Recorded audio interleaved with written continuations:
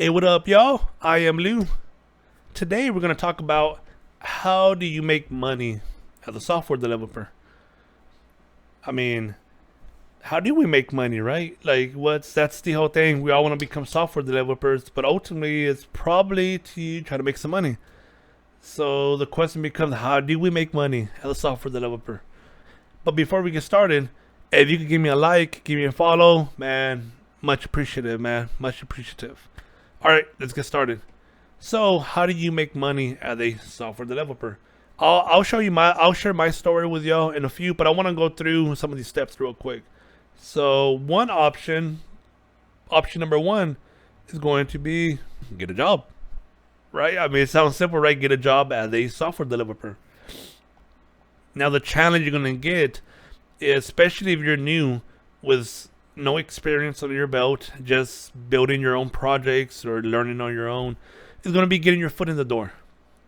But honestly, that's one way that most people, that's the path that they take, right? You get a job working for somebody. It doesn't have to be one of the big tech companies. It doesn't have to be Google or Amazon or Apple or Facebook and none of that. It doesn't have to be them. It could be a little smaller company, right? I mean, there's a lot of small companies that need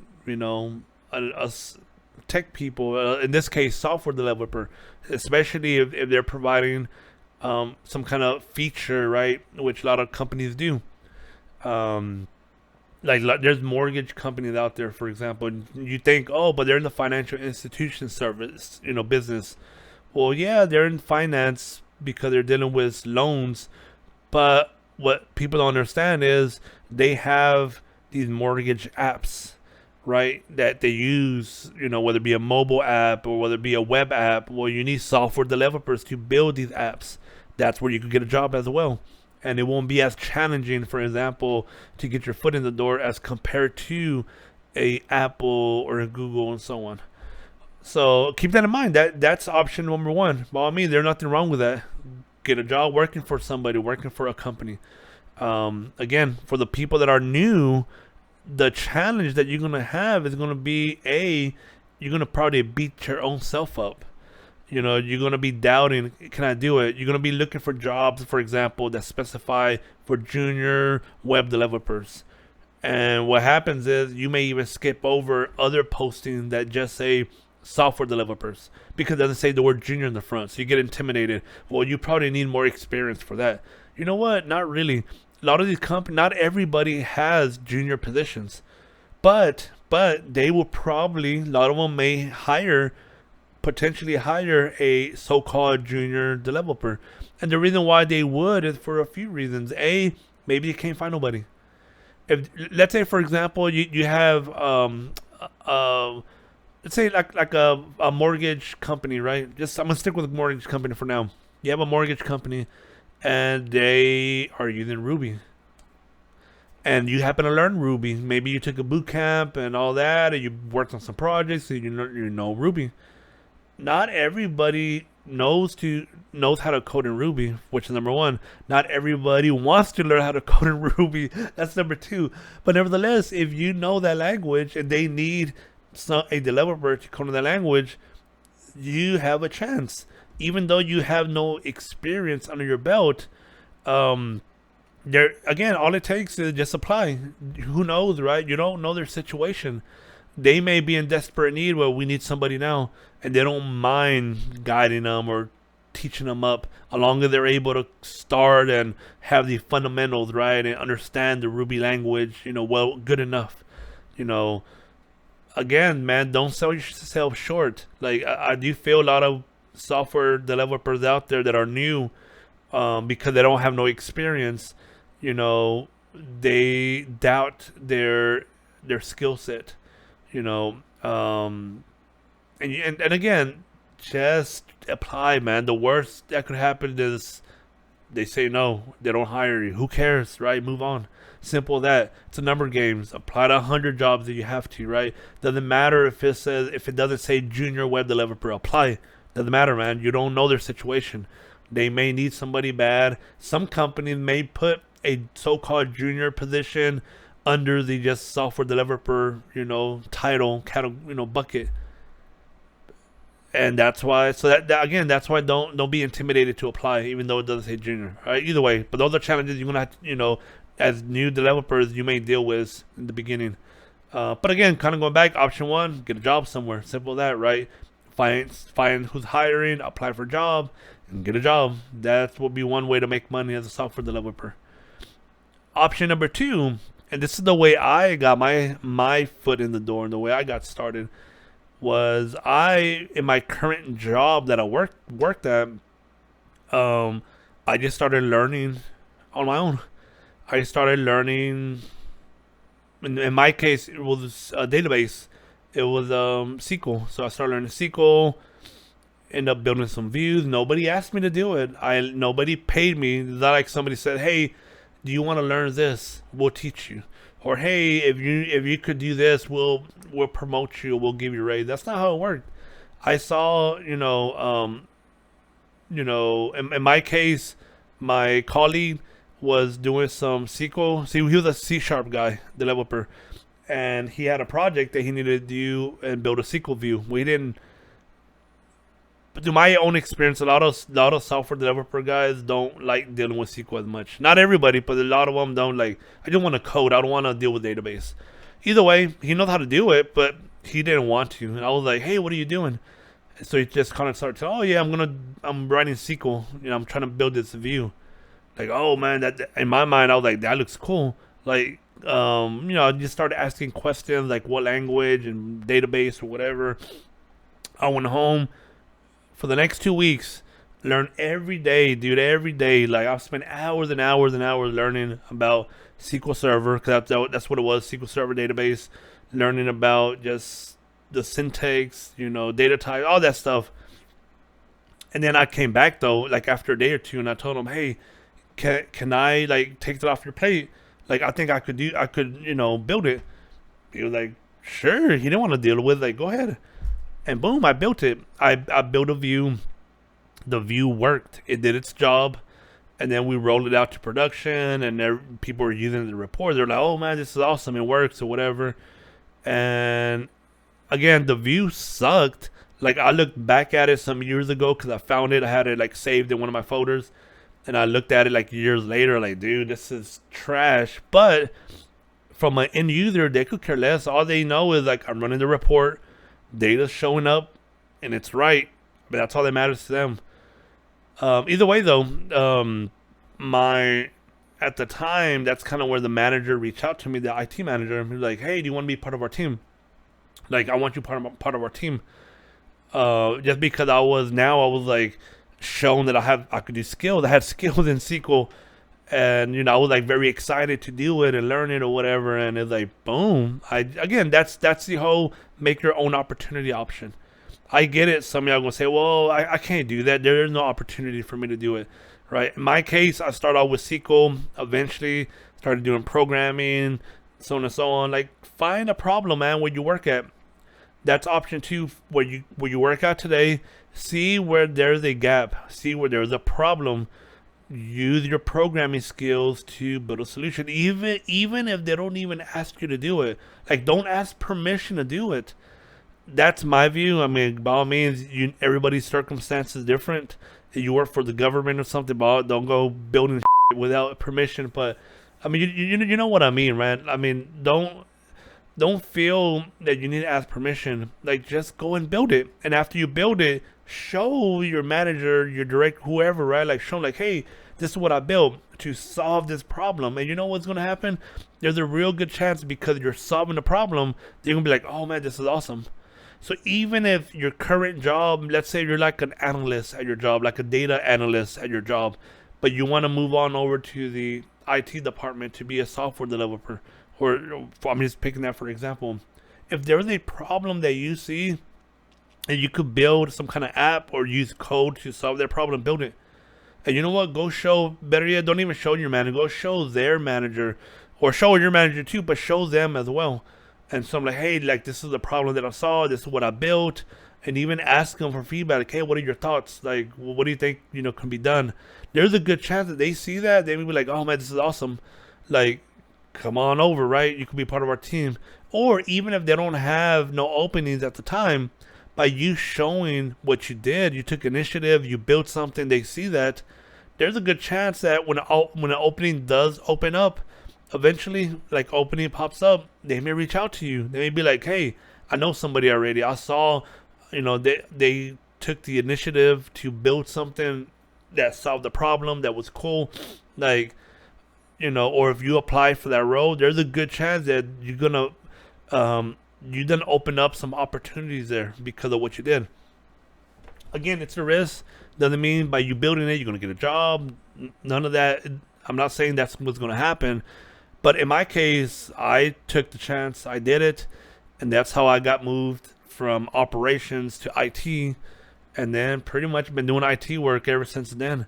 And this would have been, damn, I don't know. This would have been some time back, man. Maybe, 10 years ago? Or maybe more, man. I think it's more than 10. No, it's about 10. I think it was about 10 years ago. It's been. So that's how my journey started in IT. But again, that's option 2, right? Find a problem in your current job. Try to use code to solve that problem. And hopefully that opens up opportunities. I mean, it's worth a try, by all means. Option 3 is going to be freelance. So there's platforms out there like Upwork, Fiverr that you could use for freelance work. Some ways to get started, the first way to get started is build your own app, right? Build a website. That website builds some functionality to it. So let's say if you're trying to get a job in JavaScript, doing JavaScript type work, and what you could do is build yourself a website that will kind of show your front end skills, right? CSS, build some functionality in your apps as well. Like, it doesn't have to be just a website like, hey, here I am, but actually build like little mini apps in your website that you build that could display your skills, right? Certain projects that you're doing, certain functionality, so they could see it firsthand. So it'll be like a website of a presentation of, hey, this is me. And then you could have different pages for like different mini apps that you built to kind of show different features of what you know. And then of course you could describe this app I'm using, React.js, what, so on and so on. Maybe this other app I'm using jQuery to do certain functionality. I mean, whatever your skill set that you're trying to broadcast, right? I mean, that would be one way to get started. Build that. Then, so like that, when people want to see your work, you could point them to your website. Again, so this kind of goes back to like option 1 as well. If you're trying to get a job working for a company, it would be cool when you go to the interview process, like, hey, here's my URL, here's my website, and it has certain apps that I build on that website that shows, my skill set on certain, features. That's a big plus, man. It really is, because now it allows them to go see your work in action. And then, of course, in the interview process, they may ask questions about it, and then that's where you just start breaking down your code base. Oh yeah, for that app, I did this, and this, and I use this framework, and this is what I'm doing, and blah blah blah. And I, had an issue, and I had the issue that I had was because it was out of scope, and again, you could just be able to explain what you're doing, and all of that would show them pretty much that, hey, this person knows what they're doing. Either way, though, freelance work, right? Option 3, freelance. That's a good way. The challenging part is going to be getting that first client, right? Like, so I have been in business now for going to be 4 years. When I first got started, for the first 2.5 years or so, maybe close to 3 years, around there, 2.5 years, it was just me. And I had one client. And I had one client for about almost a year. And then I got a second client, then a third client, and fourth. Again, clients just started coming after that. And then eventually got to the position where I was able to hire somebody, a full-time employee. And then I still have like 1 or 2 contractors that help out on some work, which ultimately have given me more time now to do stuff like this, like YouTube videos and things that I want to get more into. But that's the thing, though, right? It's gonna It's gonna take a little bit of time to kind of nail down that first clientele. Through my own experience though, what will probably happen potentially once you get that first client, somebody's gonna ask you, can you build this app for me, right? You're gonna build them an app, and then they're gonna pay you, hopefully, right? But they pay you and all. What's gonna happen is either midway in the project or towards the end of the project, their mind is gonna start spinning, and they're gonna be like, "Oh man, you know what? I want to add this other feature." And then of course you charge them for their work. You don't do it for free, but you're gonna charge them. So now you have this project, this one client that now they want to add all these other features, and you're charging them. So now it becomes like, all right, it's not just one project; it's like a reoccurring project for maybe a few months because they want to add this feature, then they want to add this other feature, then they want to add that. I mean, that's what happened to me. I had one client build them an app. Next thing you know, what they wanted this other feature and this other feature and this other feature. I ended up putting features for about the next year, and that worked out awesome because by the time that the features stopped coming, I got another client, another new client after that, and another new client, and so on. So again, it's one of those deals where it's always tough in the beginning, but once you get going, it just it just snowballs, right? You got the snowball effect where just kind of like clients just start coming and coming because they tell other people like, oh yeah, this person built this app for me. Like, oh, who's your guy, right? He's my guy, what they call it. So now they refer you to somebody else, and then they call you. You know, you become their guy now.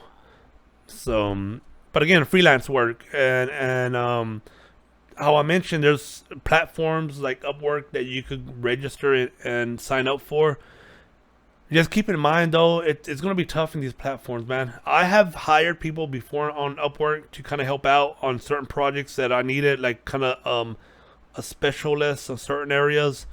And we're just so busy working on other projects, so couldn't really do it ourselves. But we need somebody that kind of specialized in something specific. Like in one scenario, I think it was like a single sign-on. We're building this app, and we need a single sign-on functionality that we need to get configured through Auth0. Either way, though, it's all related to single sign-on, and we needed somebody that was well skilled in that area. So I hired somebody on Upwork. And the one thing I would tell you though is like not everybody. I don't go after the cheapest developer, man. I have done it before, and I can tell you right now that my experience was not good.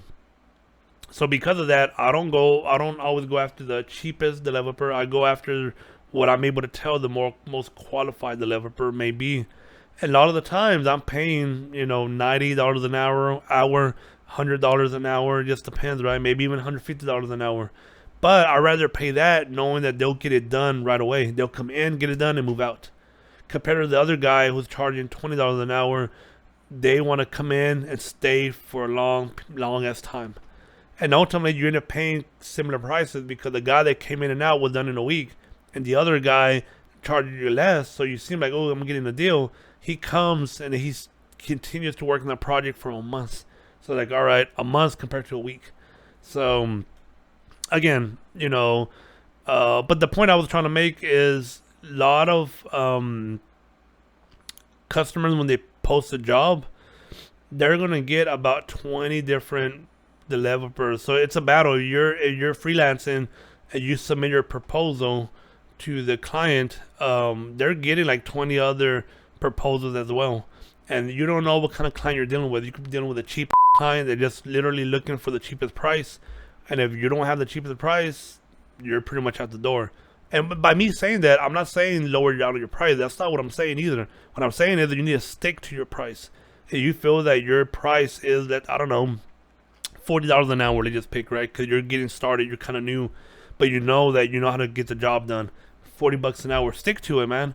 Because there are going to be other people lowballing it as cheap as $10 an hour. You don't want to lower lower it to that level, and then just because you want the job. And most likely you're gonna be dealing with if you're dealing with a cheap client, there's all kinds of issues that come with that too, man. I would tell you right now, they're gonna want, man. There's clients out there that are so cheap that they're like, oh, here, I'll give you $1,000, but I want the next Facebook app. Like, dude, that's crazy, man. Like, stupid. But either way, just keep that in mind if you go down the path. So option number 4 is you could build your own app. You could build your own mobile app, deploy it in the app store, try to see if it makes some money. You could build a SaaS platform, right? Have a web app, deploy it out there. Same thing. You could try to get some money that way. A lot of the options that I mentioned, man, there is no guarantee. I know somebody gonna say, "Well, the app development, like the apps are saturated right now," or SaaS platform is hard to kind of, because now you got to invest marketing dollars to get clients and this and that. I get it, right? There's an argument for everything, and every option that I provide, even option number 1, what's hard to get. I can't get a job because nobody give me an opportunity. It's just too hard. Without having a degree or whatever it is. Like, there's always somebody gonna say something. I get it, man. I get it. I'm not saying that it's easy. But I am saying there are some options, man. Again, building an app is an option. There's developers that I have talked to or even developers that I have met. That's what they have done, man. They build an app, right, and they just publish it, and it's like, okay, maybe it does good, maybe it doesn't. Some of them, they're selling, some kind of service or whatever, and they're charging $10 a month. All right, you may have people come in for 1 month and they leave. Other people stay for a few months and they leave or whatever. But man, they're making $1,000 a month, $5,000 a month, $2,500 a month. That's money, man. That's real money. I mean, by all means.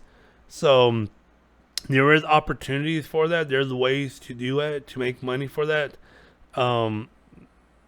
It's one of those deals where it's just, especially if you're new and you're trying to like really get your foot in the door, that would be if you have an idea, build it. That would be an awesome project just for you to kind of build. And also it would help you out if you do interview for a company, like, yeah, I built this app here. It's in the app store. Go take a look at it, right? Or here I built the web app. Here's the URL. Like, go take a look at it. Here's the password. Here's credentials, so you can log in. You can play around with it. Like, you could do that, and that would probably help you out. And on top of that, you get experience because you actually built something. Especially if it's like a production app where you have all these functionality, these features where you're sending out email notifications out of the app. Maybe you're sending out text message notifications out of the app. Maybe you had to integrate with Twilio, or you integrated with I don't know. I mean, you're doing some campaign stuff. You integrated with what's the platform I'm thinking of? Damn it, man, I can't think of. I forgot the name. But either way, though, anything that you may be integrating with, like some of these other platforms for marketing or for messaging or whatever, you could incorporate in your app, and that would help you out. You could be like, oh yeah, I did this on my app, and I know how to do that, because now you did it, man. You did it, and you have experience, and you could explain to the customer, oh, not the customer, you could explain to the employer if you're trying to get a job. Or who knows, man, you may build an app that brings in 5-10 grand a month. Next thing you know, it down. There you go. That's all you have to do. Just maintain your app, and the app just happened to hit, and it's bringing in some money. Then from there, you can decide to really spend on your effort on that app to expand it, and hopefully it brings in hundreds and tens of thousands of dollars a month. Or even if you become passive income, boom, app is there, it's doing its thing. People are signing up, using it when they need it, and then or whatever, and you're making money, right? So at the end of the day, there's ways to do it if you want to make money. You have to decide what you want to do, man. Sometimes you just have to take whatever's available. But I don't see none of these hurting you in any way. Again, if you build your own app, what's the harm of that? There's no harm. If anything, you're going to learn a lot from it. So there's a lot of stuff that you would have to learn. Like, you will learn some DevOps because you got to deploy your app, so you will get some skills there. You will get some skills on configuring your domain and pointing it to, your web service, right? So there's all kinds of other skills that you would get from it just by doing something like that, right? Option 2, which is what I mentioned, find an issue in your current job that you work at, and build an app to try to solve that problem. Maybe it's a script that's automating something. Maybe it's an actual UI. a desktop UI or a web UI that's is providing some kind of functionality. Uh, maybe employees there are using some sort of like access database to like just manually type in all kinds of data directly into the access tables, and then you get an idea like, man, why don't we migrate this out of access? Let me create a database, slap a UI on top of it, because I know what fields they need, and they will have a nice clean UI. It would just be a basic crude app. Like, it really would just be a basic crude application, but for the users, they may be like, oh damn, this is awesome. Like, this is like 1,000 times better than what they were doing. And now you become like the superstar. You got experience of how to connect, do all of that. And who knows, man, they may open up opportunities in your job. Again, you never know, man, until you do. That's how I got my opportunity. So I'm speaking to my own experience. So you never know, man. You never know. Everything that I mentioned, none of it was anything new. Stuff that you probably really already knew. But at least for the ones who did not know, at least now you have a better understanding of there's different options, right, to make money through software development. Doesn't have to be SB, getting a job working at Google. You could get a job at a smaller company. You could get a job, there's programmers that work for mortgage companies. There's programmers that work for construction companies. I mean, again, who would think construction company? But there's some construction companies that are tech savvy. They use iPads. They have their own app built where you can take pictures, and now you take pictures of the construction site.